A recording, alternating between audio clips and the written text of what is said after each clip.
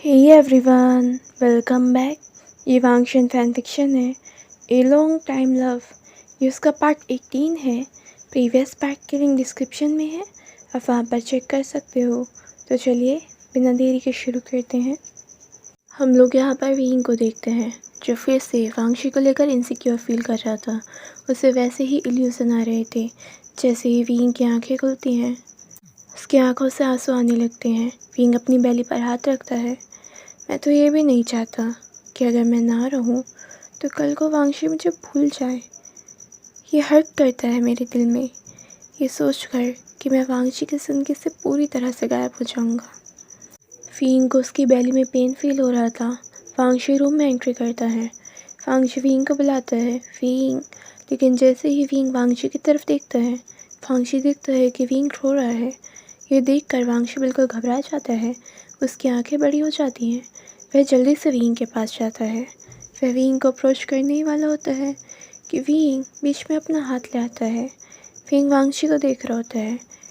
Wing बोलता है, लानसान, अगर मैं कभी तुम्हें छोड़कर चला गया तो क्या तुम्हारी लाइफ में कोई और आ जाएगा? वांगशी सोचता है कि विंग क्या बकवास कर रहा है। वांगशी बोलता है, पागल हो गए हो क्या? और वह जल्दी से विंग को गले लगाता है, क्योंकि इस बात को वांगशी अपने सपने में भी नहीं सोचना चाहता था। लेकिन जैसे ही वांगशी विंग को गले लगाता है, वह देखता है कि ये सब क्या है। विंग की पूरी बॉडी तो मानो ठंडी पड़ रही है। वांगशी बोलता है, विंग क्या हो रहा है? विंग बोलता है, ये सारी चीज़ें हर्ट कर रही हैं, ये इनसिक्योरिटी, ये सारी चीज़ें, और अब धीरे धीरे मेरी हिम्मत ख़त्म हो रही है। विंग की ब्रीदिंग हैवी होने लगती है। वांगशी देखता है कि विंग की तबीयत पूरी तरह से बिगड़ रही है। वांगशी विंग को कैरी करता है, शैडो गार्ड को बुलाता है और कुछ मेज को। वांगशी वहाँ से उनकी मदद से निकल जाता है और सीधा डॉक्टर के पास पहुँच जाता है। वांगशी की गोद में विंग था, लेकिन वह ठीक से कुछ बोल ही नहीं पा रहा था। डॉक्टर उन्हें देखते हैं। वांगशी विंग को एक बेड पर लेटाता है और डॉक्टर उसे चेक करते हैं। डॉक्टर वांगशी को बाहर भेज देते हैं। वहाँ पर लैन शिचेन और मैंग्याओ भी आ जाते हैं। लैन शिचेन वांगशी के पास जाते हैं, वांगशी, लेकिन वांगशी बिल्कुल अपनी जगह पर ही स्टैचू बन चुका था। लैन शिचेन वांगशी से बोलते हैं, कुछ बोलो वांगशी, लेकिन वांगशी कोई भी आंसर नहीं कर पाता। लैन शिचेन वांगशी को गले लगाते हैं, वांगशी, तुम्हें स्ट्रॉन्ग बनना होगा। वांगशी लैन शिचेन की तरफ देखता है। वांगशी बोलता है, ब्रदर, ये सब मेरी गलती है। वांगशी बोलता है, ब्रदर, मुझे ध्यान रखना चाहिए था।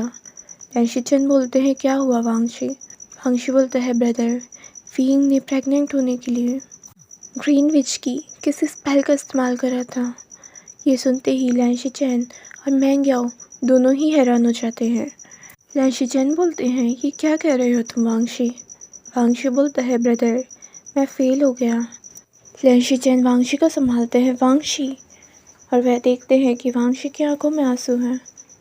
मैंग्याओ बोलता है, सेकंड प्रिंस, कुछ बोलिए। कुछ देर बाद डॉक्टर आते हैं। वह बताते हैं कि उन्होंने किसी तरह बच्चे को तो बचा लिया, लेकिन वह विंग को नहीं बचा पाए। ये सुनते ही तीनों बिल्कुल अपनी जगह पर ऐसे ही रह जाते हैं। वांगशी को लगता है कि मानो उसकी पूरी दुनिया ही ख़त्म हो चुकी है और वह कुछ भी नहीं बोल पाता।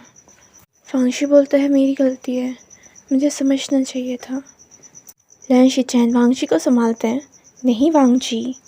लेकिन इसके बाद वह देखते हैं कि वांगशी की आंखों में आंसू है और वांगशी बिल्कुल अपनी जगह पर ही ऐसे हैं। लेकिन इसके बाद वांगशी की आंखों का कलर चेंज होता है और वांगशी एग्रेसिवली डॉक्टर को उसके कॉलर से पकड़ लेता है। तुम झूठ बोल रहे हो। और वह डॉक्टर पूरी तरह से ही डर जाता है। लैन शिचेन और मैंग्याओ दोनों ही वांगशी को संभालते हैं, वांगशी, वांगशी डॉक्टर को नहीं छोड़ता, मेरा विंग वापस करो। लैन शिचेन समझ जाते हैं कि वांगशी अपना कंट्रोल खो रहा है। वांगशी शैडो गार्ड को ऑर्डर देता है कि वह डॉक्टर को इसी तरह यहाँ से गायब कर दे, इससे पहले कि वांगशी उन्हें ख़त्म कर दे, और वह ऐसा ही करते हैं। इसके बाद वांगशी उस रूम में जाता है जिसमें विंग था। वांगशी विंग को देखता है। उसका वुल्फ इस बात पर यकीन ही नहीं करना चाहता था कि यह विंग जिंदा नहीं है। वांगशी विंग की बॉडी को कैरी करता है और उसे वहाँ से लेकर भाग जाता है। लैंशी चैन, मैंगे और बाकी सब वहाँ पर ही खड़े रह जाते हैं और वांगशी को नहीं पकड़ पाते। लैंशी चैन बोलते हैं, हमें जल्दी वांगशी को ढूंढना पड़ेगा, वह अपना कंट्रोल खो चुका है। लैंशी चैन और बाकी सब वांगशी को काफ़ी जगह ढूंढते हैं और उसके बाद लैंशी चैन को वांगशी एक पहाड़ी पर मिलता है। वांगशी विंग की बॉडी को वहीं पर लेकर गया था और वांगशी अपनी वुल्फ की फॉर्म में आ चुका था और वह विंग की बॉडी को गार्ड कर रहा था। जैसे ही उसे ये आहट होती है कि उसकी तरफ कोई आ रहा है, वह वुल्फ देखता है।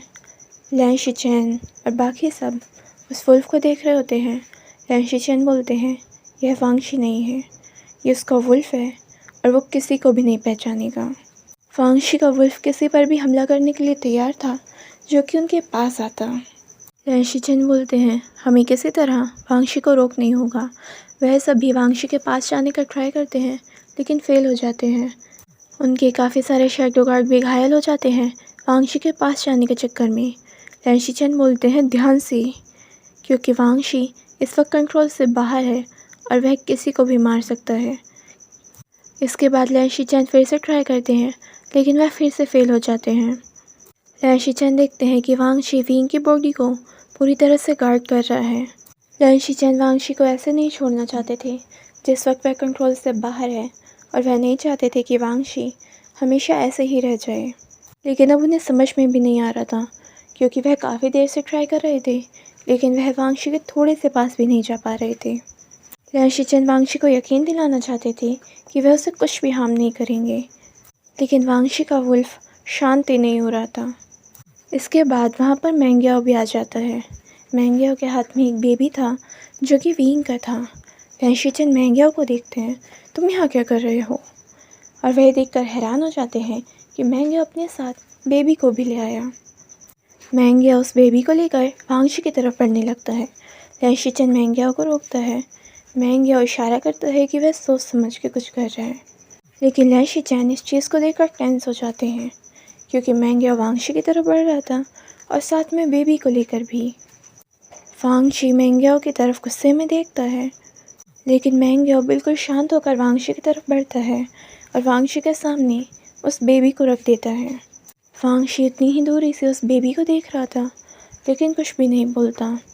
उसकी नज़रें उस बेबी पर ही टिक जाती हैं और इसके बाद वह वुल्फ धीरे धीरे उस बेबी की तरफ बढ़ने लगता है। लैंशी चैन बोलते हैं, पागल हो क्या? और एकदम से उनके ऐसे चिल्लाने से वांगशी का वुल्फ लैंशी चैन की तरफ देखता है और वह गुस्से में ग्रॉल करता है। मैंग्याओ लैंशी चैन को देखता है, प्लीज़ बिलीव करो। और इसके बाद वांगशी का वुल्फ दोबारा से उस बेबी की तरफ बढ़ने लगता है। लैंशी चैन और बाकी सब टेंस थे कि वांगशी उस बेबी को कुछ कर ना दे। वह वुल्फ पहले तो उस बेबी को देखता है और उसके बाद स्निफ करता है। इसके बाद वह वुल्फ धीरे धीरे शांत होता है और उस बेबी के फेस को लिक करने लगता है, जिससे उस बेबी के हंसने की भी आवाज़ें आने लगती हैं। सब लोग थोड़ी राहत के साथ इस चीज़ को देख रहे थे, लेकिन उसके बाद भी एक डर था कि कहीं वुल्फ कुछ कर ना दे।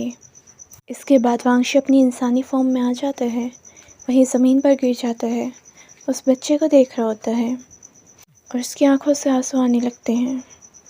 वांगशी अपनी लाइफ में कभी किसी के लिए नहीं रोया था, लेकिन अब विंग के ना होने की फीलिंग उसका दम घोट रही थी। उसे ऐसा लग रहा था कि उसे सांसें ही नहीं आ रही हैं। वांगशी सोचता है, अगर किसी को मरना था तो मुझे मरना चाहिए था, और वह विंग का नाम लेकर चिल्लाने लगता है। वांगशी को लगता है कि बिना विंग के वह बिल्कुल पागल हो जाएगा और वह अपने उस बच्चे को देख रहा होता है। वांगशी उसके फेस को अपने हाथ से टच तो करता है और फिर उसकी आंखों से और ज़्यादा आंसू आने लगते हैं। वांगशी उस बच्चे को गोद में लेने की हिम्मत नहीं कर पाता क्योंकि उससे जो फ्रेगरेंस आ रही थी वह बिल्कुल उसे विंग की फ्रेगरेंस की तरह लग रही थी। उस बच्चे का देखना, हंसना, सब कुछ वांगशी को विंग की तरह लग रहा था और वह बेबी पूरी तरह से विंग की याद दिला रहा था। वांगशी उसे गोद में लेने की हिम्मत ही नहीं कर पाता। लैंशी चैन वांगशी को संभालता है और मैंग्याओ बच्चे को गोद में लेता है। वांगशी फिर से जाकर विंग की बॉडी को गले लगा लेता है। लैंशी चैन बोलते हैं, वांगशी संभालो खुद को। अब विंग के मरने के बाद वांगशी खुद को रूम में लॉक ही कर लेता है। पिछले 2 दिन से उसने दरवाज़ा नहीं खोला था। लैंशी चैन काफ़ी ज़्यादा टेंस थी मैंग और बेबी को हाथ में लेकर वांगशी के रूम की तरफ जाते हैं। लैन शीचेन बोलते हैं क्या? मैंग बोलते हैं वो हमेशा ऐसे नहीं रह सकते। मैंग दरवाज़ा खटखटाते हैं लेकिन अंदर से कोई आवाज़ नहीं आती। उसके बाद मैंग और बेबी को दरवाजे पर रख देते हैं। मैंग बोलता है सेकंड प्रिंस, फीइंग ने अपनी जान देकर इस बेबी को इसलिए तो जन्म नहीं दिया था। और उस बच्चे के रोने की आवाज़ आने लगती हैं। इसके बाद मैंग वहाँ से जाकर एक कोने में छिप जाता है। थोड़ी देर बाद दरवाज़ा खुलता है और वांगशी उस बच्चे को गोद में ले लेता है। ये चीज़ लैन शीचेन भी देख रहे थे। मैंग बोलते हैं वो कितना ही अपने आप को दूर कर ले लेकिन वह अपने बच्चे से नहीं कर सकते जिसे फीइंग ने ही जन्म दिया है। इसलिए उनका वुल्फ भी शांत हो गया था। उन्हें थोड़ा टाइम चाहिए लेकिन इस तरह से टाइम नहीं दिया जाता। अब शैडो गार्ड पकड़कर म्यान और चिंसू को वांगशी के पास ले आते हैं। वांगशी उन दोनों को काफ़ी ज़्यादा गुस्से में देख रहा था। वांगशी को ऐसे देखकर दोनों ही डर जाती हैं। चिंसू वांगशी की तरफ देखती है। वांगशी, लेकिन जैसे ही वह देखती है कि वांगशी से किस तरह से देख रहे हैं, वह डर कर अपना मुंह बंद कर लेती है। वांगशी दोनों की तरफ आता है और दोनों पीछे होने लगती हैं। चिंसू और म्यान कुछ बोलना चाहती थी लेकिन दोनों के मुंह से कोई भी आवाज़ नहीं आती। वह दोनों भागना चाहती थी लेकिन भाग भी नहीं पाती। ना तो म्यान की पावर काम करती, ना ही चिंसू का लाइट मैजिक। वांगशी बोलता है तुम्हें बहुत मज़ा आता है ना खेल खेलने में। चिंसू पीछे होने वाली होती है। वांगशी चिंसू का हाथ टाइटली पकड़ लेता है और उसे अपनी तरफ खींच लेता है। एकदम से चिंसू चिल्ला पड़ती है। वांगशी गार्ड्स को ऑर्डर देता है चिंसू को एक ऐसी जगह पर फेंकने का जहाँ पर काफ़ी सारे भेड़िए थे और वे सभी चिंसू को मार कर खा जाएं। ये सुनते ही चिंसू की आंखें बड़ी हो जाती हैं। चिंसू बोलती है तुम ऐसा नहीं कर सकते। वांगशी चिंसू की तरफ एक ईवल स्माइल करके देखता है क्योंकि वो ऐसा कर सकता था। वांगशी बोलता है मैं बस इंतज़ार कर रहा हूँ जब तुम्हारी चीखें पूरे पैलेस में गूंजेंगी। चिंसू वांगशी को देखती है। उसके लेग्स बिल्कुल नम हो जाते हैं। चिंसू सोचती है कोई इतना क्रूर कैसे हो सकता है। इसके बाद वांगशी म्यान का हाथ पकड़ता है। म्यान भी डर जाती है कि वांगशी उसके लिए भी कोई ऐसी ही पनिशमेंट सुनाएगा। वांगशी बोलता है तुमने रेड मैजिक का इस्तेमाल करा जिस पर बैन था, इसलिए किसी को कोई जानकारी नहीं थी। पर शायद तुम भूल गई कि ब्लैक मैजिक हमसे आता है। वांगशी अपने नाखूनों को उसकी कलाई में टाइटली डिग करता है। चिंसू एकदम से चीखने लगती है। इसके बाद वांगशी अपना हाथ को हटा लेता है। वांगशी बोलता है अब तुम्हारी पावर ब्लॉक हो चुकी है। लेकिन चिंसू को उसकी बॉडी में काफ़ी ज़्यादा पेन फील हो रहा था। वांगशी बोलता है जितने पेन से फीइंग गुजरा था उससे कई गुना पेन से तुम गुजरोगी और हर पल जब मरने की दुआ करोगी ना। वांगशी बोलता है तुम्हारी डेथ इसी पेन में होगी। और म्यान को उसकी बॉडी में पेन फील होने लगता है। वह चिल्लाने लगती है। चिंसू खुद भी नमती और वह म्यान को देखती है। वांगशी चिंसू को देखती है। तुम्हारा इंतज़ार भी कर रहे हैं वे भेड़िए। और इसके बाद वह शैडो गार्ड दोनों को वहाँ से ले जाते हैं। वांगशी विंग को लेकर टेंस था, इसलिए वांगशी विंग के बारे में पता लगाना चाहता था कि आखिर क्या प्रॉब्लम है। लेकिन वांगशी को थोड़ा बहुत पता चला था कि इसमें म्यान और चिंसू का हाथ है। लेकिन फिर उसे ये भी पता चला कि विंग ने ग्रीन विच की स्पेल का इस्तेमाल करा है प्रेग्नेंट होने के लिए। वांगशी उस वक्त रूम में इसीलिए आ रहा था क्योंकि उसे विंग से बात करनी थी कि आखिर उसने अपने आप को इतने बड़े रिस्क में कैसे डाल दिया। लेकिन वह समझ जाता है कि इसके पीछे म्यान और चिंसू ही होंगे। लेकिन इससे पहले वांगशी कुछ कंफर्म कर पाता, उस दिन विंग की हालत ख़राब हो गई और फिर विंग मारा गया। लेकिन जब वांगशी ने पूरी तरह से पता लगाया तो चीज़ें यही थी। म्यान विंग को दिखाती कि उसका वांगशी के साथ कोई फ्यूचर नहीं है और वह दिखाना चाहती थी उसकी क्रूमेट म्यान है। लेकिन ऐसा कुछ भी नहीं हो पाया क्योंकि विंग वांगशी को छोड़ने के लिए बिल्कुल भी तैयार नहीं था। वांगशी उसके लिए जो भी कुछ करता उसकी सारी बातें उस इल्यूज़न से रिप्लेस होने लगती और इसलिए विंग और ज़्यादा इनसिक्योर होने लगता क्योंकि वह ड्रीम और रियलिटी में कंफ्यूज होने लगा था। और अगर रीज़न उसका प्रेग्नेंट ना होना बनता तो विंग ने स्पेल का इस्तेमाल कर लिया जिससे कि वह प्रेग्नेंट हो सके। उन्हें स्पेल पर भी बैन था, बट वो किसी भी कीमत पर वांगची से अलग नहीं होना चाहता था। इसके बाद वांगची हर रात ट्राई करता कि वह किसी तरह विंग की आत्मा से कनेक्ट कर सके, क्योंकि वांगची विंग की सोल को फील कर सकता था। वांगची युआन का ध्यान रखता है, लेकिन विंग के बिना उसकी लाइफ बिल्कुल ही कलरलेस हो चुकी थी। लेकिन फिर एक दिन वांगची को विंग की सोल भी फील होनी बंद हो गई। इस पर वांगची को कुछ भी समझ नहीं आता। विंग सोचता है कि विंग की आत्मा भी नष्ट हो चुकी है, लेकिन वह इस चीज़ को नहीं मानना चाहता था और वह पता लगाना चाहता था कि आखिर विंग कहाँ है, और वह उससे फिर से मिलना चाहता था। वांगची विंग की आत्मा को ढूंढने का ट्राई करता है, जिसे वह फील भी नहीं कर सकता था। इसके बाद वांगची इमॉर्टलिटी को हासिल कर लेता है, क्योंकि उसे विश्वास था कि एक दिन वह शायद विंग से दोबारा मिल जाए। इधर युआन भी धीरे धीरे बड़ा होने लगता है। वह वांगची की तरह डिसिप्लिन फॉलो करता है, लेकिन उसके अंदर सारी शरारतें विंग वाली होती हैं। वांगची युआन को देखता है, ये पूरा विंग पर गया है और उसी की तरह ये हमेशा हल्ला मचाता है। जब विंग शा शिनचैन के कोर्टेज से गया था तो वह विंग को काफ़ी ज़्यादा टेंस होकर देख रहा था, लेकिन बाद में शा शिनचैन को पता चला कि विंग की ऐसी हालत उसके सिस्टर की वजह से हुई है, और उसने ही कुछ एविडेंस के थ्रू अपनी सिस्टर को एक्सपोज करा वांगची के सामने। और अब विंग को उसके रिग्रेशन प्रोसेस से बाहर निकालने का वक्त आ जाता है। विंग को अंधेरा दिखाई देता है और इसके बाद एक रोशनी। विंग उस दिशा में बढ़ता है। उसे इंस्ट्रक्शन दी जाती है कि वह धीरे धीरे उस रोशनी की दिशा में बढ़े, और जैसे जैसे विंग उधर की तरफ जाता है और उस लाइट को टच करता है, विंग की आंखें खुल जाती हैं। विंग की आंखें खुलती हैं, लेकिन वह कुछ भी नहीं बोल पाता। वह अभी इन सारी चीज़ों को सोच रहा था जो कि उसने देखी, और उसे यकीन नहीं हो रहा था। विंग उठकर इन सभी को देखता है। वांगची विंग को पानी पकड़ाता है और विंग पानी पीने लगता है। तभी युआन की एंट्री होती है और युआन एकदम से चिल्लाता है, मदर! अब तो आपको सब कुछ याद आ गया। और युआन के मुँह से मदर सुनते ही एकदम से विंग के मुँह से पानी बाहर आ जाता है और उससे खांसी रुक जाती है।